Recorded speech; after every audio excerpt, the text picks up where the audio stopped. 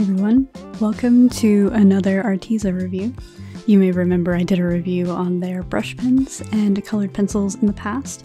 Well, this time they reached out to ask if I would review their watercolors and watercolor paper. They were also kind enough to send along a 10% off code for the Arteza website, and that code will be Illustrano1. That code expires on the 1st of December though, but all of the info will be in the description as well. So I was sent a 12 set of 12ml watercolor tubes. This includes a black and a titanium white, which I personally don't like to use black. I like to make my own black, and white is something I very rarely use whenever I'm working with watercolors. So kind of only get 10 here, but they're the basics and I feel like it's a good starter kit.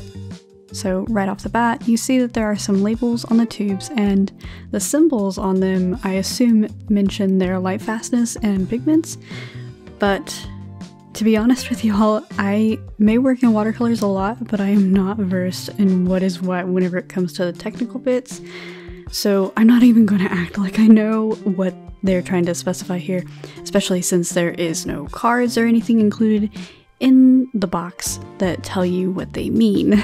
Specifically, the differences between the boxes being filled or half filled or not filled at all. I have no idea. Anyways, when I opened them, I was happy to find that they were decently filled metal tubes and not overflowing, so none of the tubes spilled out whenever you opened them for the first time. And the only one that had a little bit of binder separation was the ultramarine. So I squeezed out all of the paints into a small palette, and from that I made all of my swatches, but after that I let the paint in the palette completely dry because I was curious about how they would reactivate and how they would act on the palette. So once they were dry, I found that they cracked and flaked a lot, so it's pretty safe to say that these wouldn't fare well in a travel palette, like squeezed out into pans. That being said, cracking did nothing to hurt their reactivatableness. They reactivated really easily and were just as vibrant as straight out of the tube. I wouldn't say the labels on the tubes were too true to color though, especially the burnt sienna and the crimson red that look identical at first glance. Onto the paper, I was sent the spiral bound 300 GSM 5.5 by 8.5 perforated watercolor book. The paper has a off-white color to it, so I'm not really used to using paper that isn't bright white, but I found that I actually really liked it. The texture is pretty pronounced, but the paper itself is soft to the touch, and being 300 GSM makes it decently thick and sturdy, so I tried using it without pulling it out of the book to see how much it would buckle, but I did add some clips onto the edges. And when testing these watercolors on the paper, I decided to try to go wet on wet to see how soft I could make the paints. Then I left that layer to dry completely before going in and deepening all of the colors and adding details and whatnot. And I was pretty happy to see how soft the blending was after drying. It was probably my favorite part of these paints. One thing I noticed though was how staining they were. I could hardly pick up anything. Even whenever it was still a bit wet, there was always a bit that never came back up, and that can be good for layering, but not if you make mistakes.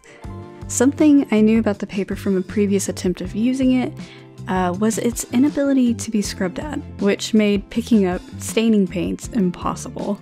If you scrubbed even the slightest bit, the paper would fluff up and you would almost ruin your piece if you weren't careful. After realizing this earlier, I tried really hard to remember to not do it again, but there is an area on the top left corner that got a little bit destroyed whenever I worked on it too much.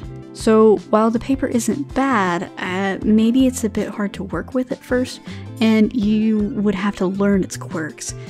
I almost forgot to mention though, I actually took a ruler to the paper to make sure that the perforated edge on the paper didn't cut into the actual size of the paper listed on the front of the book, and fortunately it doesn't. But if you want to take your paintings out of the book later, you will have to trim off a little bit on that torn side to make them look nice. So I mentioned testing this paper out previously. This is whenever I decided to tear out a sheet and let it lay flat on the desk without tape to see how much it would buckle when painted on, and I was using Core watercolors at the time, And while they are super easy to pull off the paper normally, this is whenever I found that the paper easily messed up with too much water and scrubbing. And besides that, the paper fared well, and after drying, the amount of buckling was as expected. This goes for both paintings though, really. I enjoyed the experience of working with the Arteza watercolors. The fact that they heavily crack though means I won't be adding them to any of my palettes though, so I may not get a ton of use out of them regularly. By the way, I had the chance to become an Arteza affiliate, so that means I get a small commission from the sales using my links without any extra cost to you. This helps me keep creating videos for you all and letting me do what I love. That's pretty much it. Thank you all so much for watching this. I hope you enjoyed it, and thank you to Arteza for sending me these paints and paper. I had a lot of fun with them, and happy Halloween! See you all later.